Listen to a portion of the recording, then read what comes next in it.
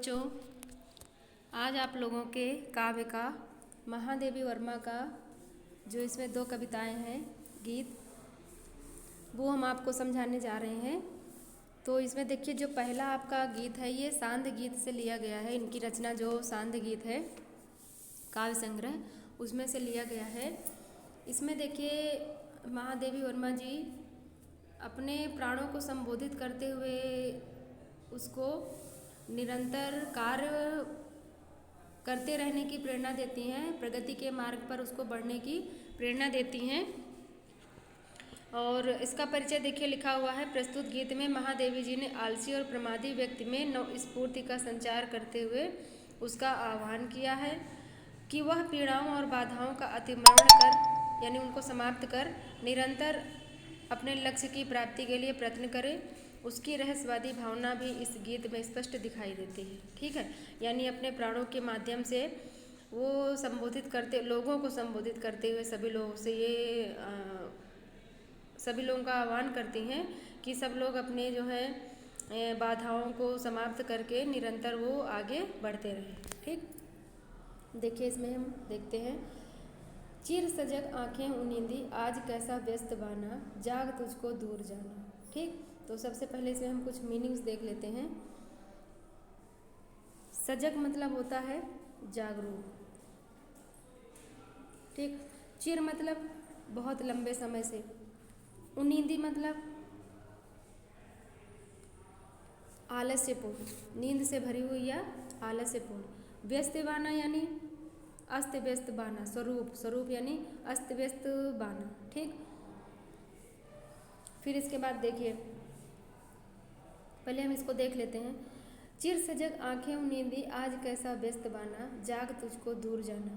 इसमें देखिए महादेवी वर्मा जी अपने प्राणों को संबोधित करते हुए कहती हैं कि जो तुम्हारी आंखें जो है वो चिरकाल से ही जागरूक रहने वाली हैं, सजग रहने वाली हैं। चिर सजग आंखें, ठीक, जो तुम्हारी आंखें चिरकाल से यानी बहुत लंबे समय से ही जागरूक रहने वाली हैं, जागने वाली हैं, वो आज कैसे उनींदी हैं, उनमें आज नींद कैसे भरा हुआ है, यानी आलस्य उनमें कैसे आज भरा हुआ है। आज कैसा व्यस्त बाना, और ये जो है आज व्यस्त अस्त व्यस्त, तुम्हारा स्वरूप जो है वो अस्त व्यस्त क्यों है। जो हमेशा सही रहने वाला वेशभूषा है वो आज अस्त व्यस्त कैसे है। जाग तुझको दूर जाना, कहती हैं कि हे प्राण जागो, तुमको दूर तक जाना है। अर्थात मनुष्य से कहती हैं कि जागो, तुमको बहुत दूर तक जाना है, तुमको अपने लक्ष्य को प्राप्त करना है। जब तक लक्ष्य की प्राप्ति ना हो तब तक तुमको नहीं रुकना है, आलस्य नहीं करना है, तुमको आलस्य त्याग देना है। तो इस तरह से वो साधना पथ पर निरंतर आगे बढ़ने वाले व्यक्तियों को संबोधित कर रही हैं कि जाग तुझको दूर जाना, जागो तुमको दूर तक जाना है। ठीक, अब आगे देखिए क्या कहती हैं। अचल गिर के हृदय में आज चाहे कंप हो ले, कहती हैं कि जैसे तुमको जाना है तो अचल गिर के हृदय में आज चाहे कंप हो ले, यानी चाहे आज जो अचल है हिमालय, जो स्थिर रहता है एक जगह, उसके हृदय में भी आज चाहे कंपन होने लगे, यानी हिमालय भी चाहे वो हिलने डुलने लगे, कंपन होने लगे उसमें। या प्रलय के आंसुओं में मौन अलसित व्योम रेले, या फिर यह जो आसमान है मौन आलसाया हुआ जो व्योम है, आकाश है, यह जो है रोले प्रलय के आंसुओं में, अर्थात इसमें से प्रलय रूपी बारिश क्यों ना होने लगे। यानी ये जो मौन आसमान है इसमें से प्रलय रूपी बारिश ही क्यों ना, प्रलय रूपी आंसुओं की बारिश ही क्यों ना होने लगे। आज भी आलोक को डोले तिमिर की घोर छाया, और आज तिमिर की घोर छाया अर्थात अंधकार की, ठीक है, तिमिर यानी अंधकार, अंधकार की जो घोर छाया है वो आज चाहे आलोक यानी प्रकाश को पी ही क्यों ना डाले, अर्थात प्रकाश को समाप्त ही क्यों ना कर डाले, परंतु तुम्हें आगे बढ़ते रहना है। ये सारी चीज़ें वो बता रही हैं कि चाहे कुछ भी हो जाए पर तुम्हें आगे बढ़ते ही रहना है। जाग या विद्युत शिखाओं में निठुर तूफान बोले, यानी ये जो विद्युत की शिखाएँ हैं, बिजली जो है, इनमें निठुर तूफान बोले, यानी ये जो तूफान है यह बिजली विद्युत की शिखाओं की भांति यह क्यों ना इधर उधर कड़कने लगे।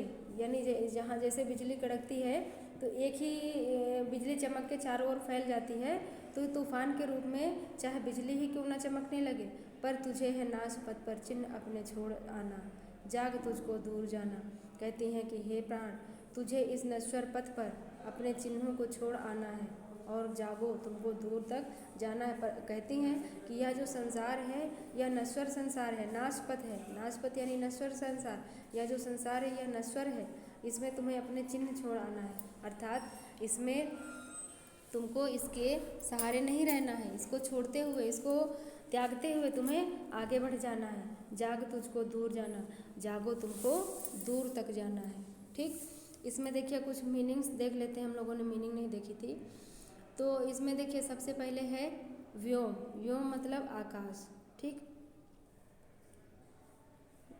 ये यहाँ पर है व्योम। व्योम मतलब आकाश। अलसित यानी अलसाया हुआ। ठीक, कहाँ पर ये है अलसित। अलसित यानी अलसाया हुआ। इसके बाद है आलोक। आलोक यानी प्रकाश, ये यहाँ पर है आलोक। फिर है हिमगिरी। हिमगिरी यानी हिमालय पर्वत, ये यहाँ पर है हिमगिरी हिमालय पर्वत। कंप यानी कांपना।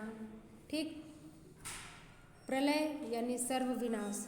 ठीक, ये प्रलय जैसे होती है सर्वविनाश होने लगता है। तिमिर यानी अंधकार, यहाँ पर है तिमिर, ये यहाँ तिमिर मतलब अंधकार। और विद्युत शिखा। विद्युत शिखा का मतलब है बिजली की ज्वाला। ठीक, यह है विद्युत शिखा, बिजली की ज्वाला। ठीक, इस प्रकार से ये इसकी मीनिंग हो गई। ठीक, अब देखिए इसमें आगे क्या बताती हैं, आगे की लाइनें देखते हैं हम। बांध लेंगे क्या तुझे ये मोम के बंधन सजीले। कहती हैं कि यदि तुम साधना मार्ग पर, साधना पथ पर आगे बढ़ते रहो तो तुम्हें कोई भी बढ़ने से रोक नहीं सकता है। ये जो सांसारिक बाधाएं होती हैं, सांसारिक कष्ट होते हैं, सांसारिक बंधन होते हैं, ये कोई भी तुम्हें रोक नहीं सकती हैं। तो यहाँ पर देखिए बताती हैं, बांध लेंगे क्या तुझे ये मोम के बंधन सजीले। क्या तुम्हें ये मोम रूपी जो बंधन है, सजीले बंधन, ये तुम्हें रोक लेंगे। मोम मोम इसलिए यहाँ पर कवित्री कह रही है क्योंकि ये जो बंधन होते हैं क्षणभंगुर होते हैं। संसार जो है वो क्षणभंगुर है, तो बंधन जो है, रिश्ते नाते, ये सभी क्षणभंगुर है। तो मोम के समान ये पिघलने वाले, अर्थात तुरंत ही समाप्त हो जाने वाले। क्या ये मोम के समान पिघलने वाले, तुरंत नष्ट हो जाने वाले ये सजीले बंधन जो तुम्हें आकर्षित करते हैं, ये क्या तुम्हें बांध लेंगे, अर्थात क्या तुम्हें रोक लेंगे? अर्थात नहीं रोक सकते हैं। यदि तुम अपने कर्तव्य मार्ग पर अडिग हो तो तुम्हें कोई भी रोक नहीं सकता है। पंथ की बाधा बनेंगे तितलियों के पर सजीले। और ये जो तितलियाँ मतलब तितलियों के पर सजीले, अर्थात जो संसार की रंगीनियाँ हैं, संसार की जो लुभावनी चीज़ें हैं, तितलियों से यही मतलब यहाँ पर है, तितलियों के पर सजीले। अर्थात जो संसार की लुभावनी वस्तुएं हैं, क्या ये तुम्हारे पंथ की बाधा बनेंगे? क्या ये तुम्हारे पथ की बाधा बनेंगे? अर्थात नहीं बन सकते हैं, तुम्हारे पथ की बाधा नहीं बन सकते हैं। विश्व का क्रंदन भुला देंगे मधु की मधुर गुनगुन। क्या जो मधुर, इसमें देखिए हमने कुछ लोग मीनिंग नहीं देखी थी, हम लोगों ने थोड़ी सी मीनिंग देख लेते हैं तो थोड़ा क्लियर हो जाता है। ठीक है, मीनिंग देखने से। तो मोम के बंधन यानी प्रियजनों के कोमल संबंध। ठीक, मोम के बंधन यानी प्रियजनों के कोमल बंधन। ठीक, सजीले यानी आकर्षक, यहाँ पर है सजीले यानी आकर्षक। पर यानी पंख, ये यहाँ पर है पर यानी पंख। इसके बाद है ओस गीले यानी आंसुओं से पूर्ण। ओस गीले यहाँ पर है, ओस गीले यानी आंसुओं से पूर्ण। और फिर कारा यानी बंधन।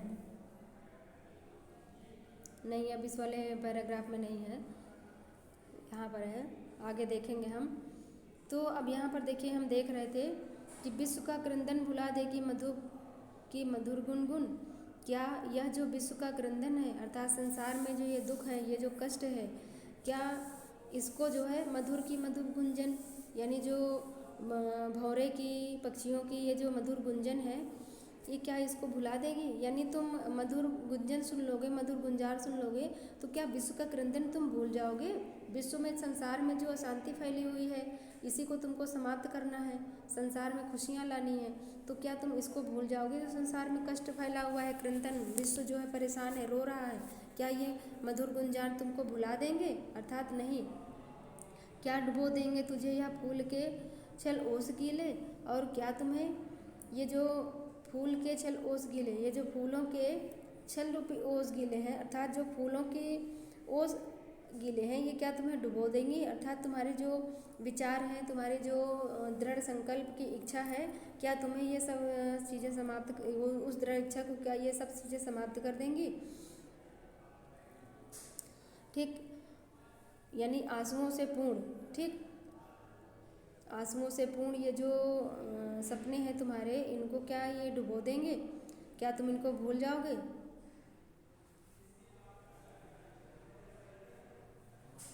ठीक, आगे देखिए, तू न अपनी छाँ को अपने लिए कारा बनाना। कहते हैं अपने प्राणों से संबोधित करते हुए कि तू न अपनी छाँ को अपने लिए कारा बनाना, तू अपनी परछाई को अपने लिए कारा मत बनाना। कारा यानी बंधन, किसी चीज़ में जैसे कारा या जेल होती है, जेल में लोगों को बंद कर दिया जाता है, तो कारा मतलब बंधन है। कि तू न अपनी छाँ को, तुम अपनी छाँ को, छाँ मतलब यहाँ पे शरीर है, तुम अपने शरीर को अपने लिए बंधन मत बनाना। अर्थात तुम्हें जो है आगे बढ़ना है तो तुम्हें अपने शरीर के अधीन नहीं रहना है, शरीर को ही तुम अपना बंधन मत बनाओ कि ये शरीर है, ये हमारे लिए बंधन है। जाग तुझको दूर जाना, जागो तुमको दूर तक जाना है, अर्थात तुम्हें बहुत दूर तक जाना है। ठीक, इसके बाद देखिए, इसके बाद आगे देखिए, वज्र का उर एक छोटे अश्रुकर्ण में धोलाया। अब कह रहे हैं यहाँ पर देखिए महादेवी वर्मा जी कि तुम्हारा यह जो वज्र का उर यानी हृदय, वज्र यानी वज्र से भी ज़्यादा कठोर।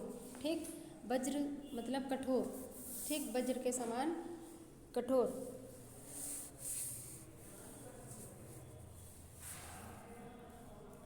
वज्र का उर एक छोटे यानी वज्र के समान अपने कठोर हृदय को तुम एक छोटे अश्रुकर्ण में धो लाया। क्या तुम इसको एक छोटे से अश्रुकर्ण में धो लाए? अर्थात तुमने एक छोटे से आंसू की बूंद देखी और तुम उसमें पिघल गए। अर्थात तुम्हारा तो हृदय बहुत ही ज़्यादा कठोर है, वज्र के समान कठोर है, तो यह इतनी जल्दी पिघलने वाला नहीं है और आंसुओं का इन पर कोई प्रभाव नहीं पड़ेगा। दे किसे जीवन सुधा दो घूंट मदिरा मांग लाया। और किसे तुमने अपनी जीवन सुधा यानी जीवन रूपी जो तुम्हारा ये अमृत है, इसको दे करके किससे तुम 2 घूंट मदिरा मांग लाए। मदिरा का मतलब यहाँ पर है आलस्य। दे किसे जीवन सुधा 2 घूंट मदिरा मांग लाया, अर्थात किसे तुमने जीवन रूपी अमृत को दे करके 2 घूंट मदिरा मांग लाया। अर्थात ये जो आलसपन है या जो नशापन है, या तुम किससे मांग लाए हो? अर्थात तुमने जीवन की जो जागरूकता है इसको दे करके ये जो आलस्यपन है ये तुम किससे मांग लाए हो। ठीक, सो गई आंधी मलय की बात का उपधान ले क्या तुम्हारे अंदर की जो आंधी है वह मलय की बात का उपधान ले क्या, यानी मलय पर्वत की जो सुगंध होती है, उस मलय पर्वत की सुगंध जो है ले करके क्या उपधान, उसको क्या तकिया बना करके वह सो गई है। अर्थात जो आंधी है वह मलय पर्वत को उपधान बना करके, यानी उपधान यानी तकिया होता है इसका मतलब, ठीक, तो उपधान बना करके क्या उसको तकिया बना करके सो गई है। अर्थात तुम्हारे अंदर की जो ज्वाला है, जो लक्ष्य को प्राप्त करने की जो तुम्हारी भावना है, क्या वह समाप्त हो गई है। यहाँ पर कहने का यही मतलब है कि सो गई आंधी मलय की बात का उपधान ले क्या आंधी जो है वो मलय पर्वत को तकिया बना करके क्या वह सो गई है। विश्व का अभिशाप क्या चिर नींद बनकर पास आया। क्या जो है विश्व का अभिशाप, या जो विश्व का अभिशाप है, यानी संसार का जो यह अभिशाप है, यह क्या चिर नींद बनकर पास आए। यह क्या अति बहुत दूर तक की नींद बनकर पास है। क्या यह नींद बन करके तुम्हारे पास आया है। अमरता सुत कहता क्यों मृत्यु को उर में बसाना। अमरता सुत चाहता क्यों मृत्यु को उर में बसाना, यानी अमरता सुत यानी तुम अमृत के सुत हो। ठीक, तुम अमर रहने वाले हो। क्या मृत्यु को उर में बसाना, क्या तुम मृत्यु को उर में बसाना चाहते हो। अर्थात तुम अमरता की संतान हो, तुम मृत्यु को तुम हृदय में नहीं बसा सकते हो। अर्थात तुम डर को अपने मन में बसा नहीं सकते हो। जाग तुझको दूर जाना, जागो तुमको दूर तक जाना है। ठीक है, इसके बाद आगे देखिए इसके आगे, कहना ठंडी सांस में अब भूल की वह जलती कहानी, आग हो उर में तभी दृग में सजेगा आज पानी। ठीक, इसमें देखिए फिर कुछ मीनिंग देख लेते हैं हम।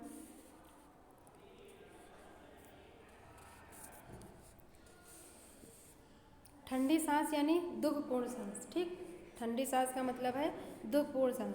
जलती यानी कष्टों की, जलती कहानी यानी कष्टों की कहानी। मानिनी मतलब गर्व, गर्व करने वाली, ठीक। मान्य मतलब गर्व करने वाली। अमा यानी अमावस्या, ठीक। अमा नहीं है इसमें। अब देखिए इसमें कहना ठंडी सांस में अब भूल की वह जलती कहानी, अर्थात ठंडी सांस में, अर्थात ठंडी सांसें लेकर के दुखपूर्ण सांसों से अब वो कहानी मत कहो, मत कहो, ठीक है। कहना मतलब मत कहो ठंडी सांस में, यानी दुखपूर्ण सांसों से अब वह भूल की जलती कहानी, यानी वह जो तुम्हारे कष्टों से पूर्ण जो तुम्हारी कहानियाँ हैं उनको अब तुम दुखपूर्ण सांसों से मत कहो, ठीक। कष्टों की जो तुम्हारी कहानियाँ हैं उनको अब भूल से भी तुम अपने ठंडी सांसों से मत कहो। आग हो उर में तभी दृग में सजेगा आज पानी, जब हृदय में आग हो, ठीक। आग हो उर में, जब उर यानी हृदय, जब हृदय में आग हो तभी दृग में सजेगा आज पानी, तभी जो है आँखों में पानी सजेगा, अर्थात आँखों में आंसू तभी अच्छे लगते हैं जब हृदय में किसी चीज़ को पाने की दृढ़ इच्छा हो, आग जल रही हो, यानी हृदय में आग जल रही हो तभी आँखों में पानी सजता है, यानी आँखों में पानी अच्छा लगता है, ठीक। हार भी तेरी बनेगी मानिनी जय की पताका, ये तुम्हारी जो ये मानिनी जय है, अर्थात जो गर्व करने वाली जय है, विजय है, हार भी तेरी बनेगी, यानी तुम्हारी जो हार है यह भी आज आप तुम्हारी गर्व करने वाली विजय की पताका बनेगी, यानी जो तुम्हारी हार है यह गर्व करने वाली विजय की पताका बनेगी। राख क्षणिक पतंग का है अमर दीपक की निशानी, ठीक। तो राख क्षणिक पतंग का है अमर दीपक की कहानी, तो यह जो राख होती है यह क्षणिक है, ठीक है। राख जो है वह क्षणिक है, पतंग का है अमर दीपक की कहानी, परंतु वो जो पतंगा होता है वह अमर हो जाता है और दीपक की निशानी के रूप में वह उसको छोड़ जाता है, अर्थात जो पतंगा होता है वो अपनी जो उसको करना होता है उसके लिए चाहे भले उसके प्राण क्यों न चले जाएं, वह बार बार दीपक की तरफ आता है और उसी में जल करके वह समाप्त हो जाता है, यानी जो पतंगा है वह तो नष्ट होकर के समाप्त हो जाता है, तो जो वह राख होती है वह क्षणिक होती है, परंतु वह जो कहानी होती है वह दीपक की तरह अमर कहानी बन जाती है, यानी वह पतंगे की अमर कहानी बन जाती है, वह कभी भी समाप्त नहीं होती है तुझे अंगार सैया पर मृदुल कलियाँ बिछाना, तुम्हें क्या करना है, अंगार सैया पर, यानी यह जो संसार रूपी अंगार की सैया है इस पे तुम्हें मृदुल कलियाँ बिछाना, इस पे तुमको मुलायम कलियाँ बिछानी है। कहने का तात्पर्य यह है कि यह जो दुखपूर्ण संसार है इस पे तुमको आनंद ही आनंद प्राप्त करवाना है, अर्थात लोगों के जो कष्ट हैं दुख हैं इनको दूर करना है, जो संसार दुखमय है इसको तुमको सुखमय बनाना है, ठीक है।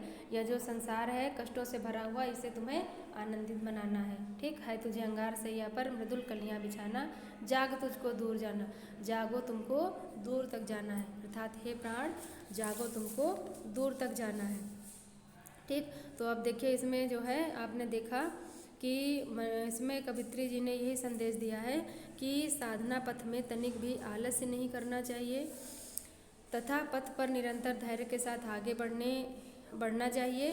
उसके लिए वो अपने प्राणों को संबोधित कर रही हैं और मार्ग में उत्पन्न होने वाली विभिन्न बाधाओं व कठिनाइयों का उल्लेख भी उन्होंने इसमें किया है, ठीक।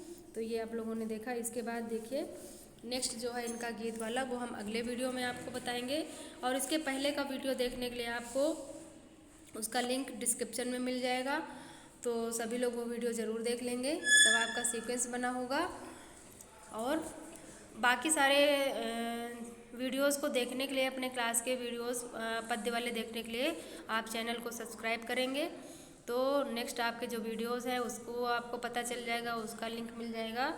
और अगर आपको यह वीडियो अच्छा लगा हो तो सभी लोग इसको लाइक करेंगे, शेयर करेंगे और कमेंट भी करेंगे। यदि आप कमेंट करेंगे कि मैम ऐसा था वैसा था या ये वाला बनाइए वो बनाइए तो थोड़ा सा जो है सही लगता है, बाकी बच्चे जो है वो करते हैं बराबर कमेंट करते हैं तो सही लगता है, हमें भी अपनी कमियों को सुधारने का मौका मिलता है।